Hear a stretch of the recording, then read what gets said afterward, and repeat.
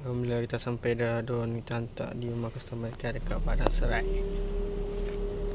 Serai Setia. Jadi kita ni dah hantar sampai lah.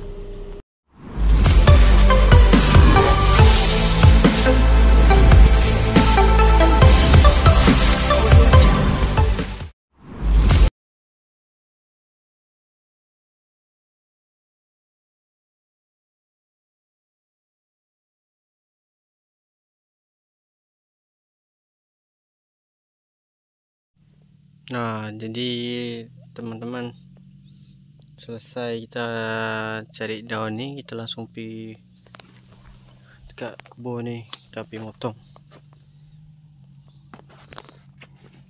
Okey, kita mulai dari sinilah ni.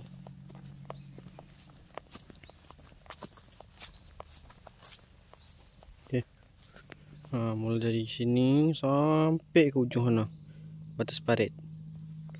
Ni dari sini, mulai dari sini ni sampai tepi jalan sana. Daripada sini pun sampai ke ujung sana.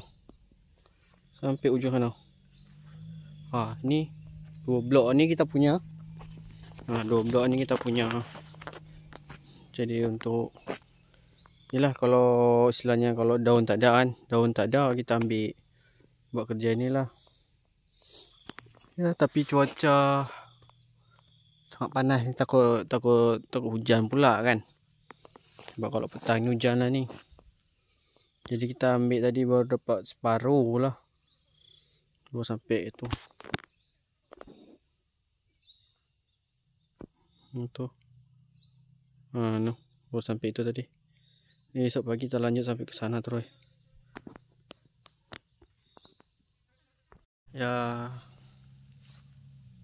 teman-teman, rambut sudah panjang, misai pun sudah panjang. Cuma tak ada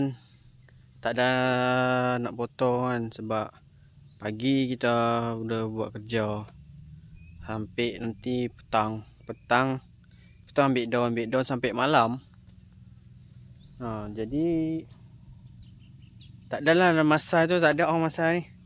Dulu kita kerja ambil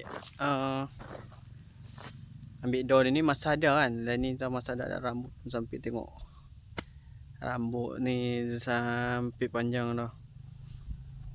Cuman ni lah pekerjaan baru kita ni. Alhamdulillah sampai sini. Ni tu ada dua blok lah.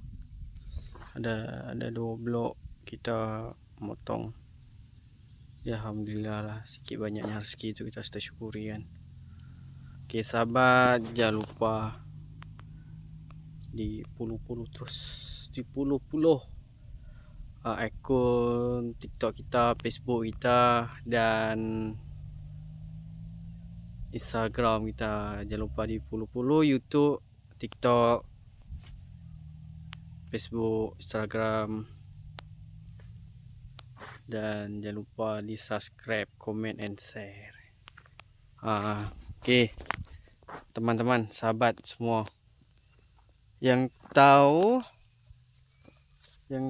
cara buat susu ni cepat dia beku itu apa? Yang tahu lah.